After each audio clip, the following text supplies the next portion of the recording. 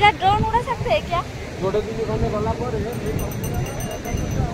ना अलाउ नहीं।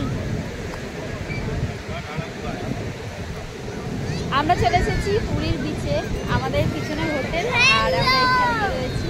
খুব মজা হচ্ছে, ঠান্ডা লাগছে। হোটেলে ছিলাম, অতটা ঠান্ডা লাগছিল না, হাওয়া দিচ্ছিল, বাট এতটা ঠান্ডা লাগছিল না। এখন বেশ ঠান্ডা ঠান্ডা লাগছে, কারণ এখন সমুদ্রের হাওয়াটা একদম গায়ে লাগছে।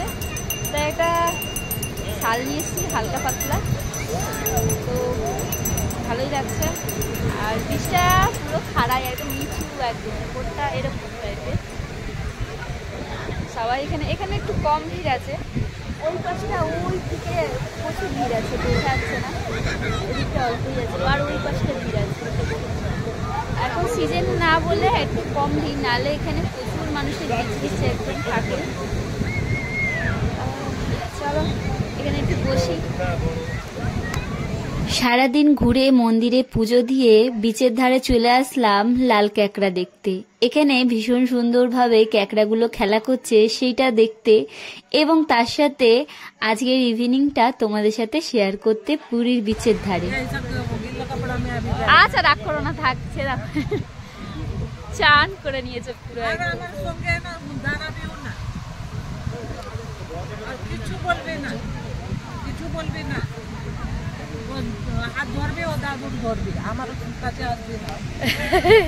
সন্ধ্যা হয়ে গেছে, চান করেছে।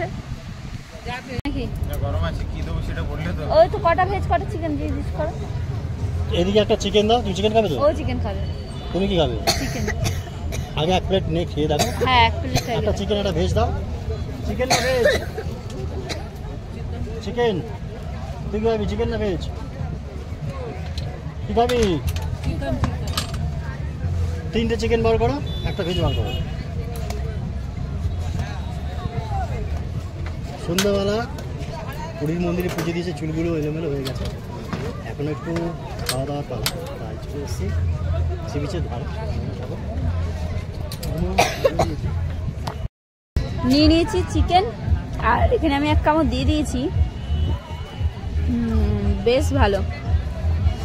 তো চলো খাওয়া যাক।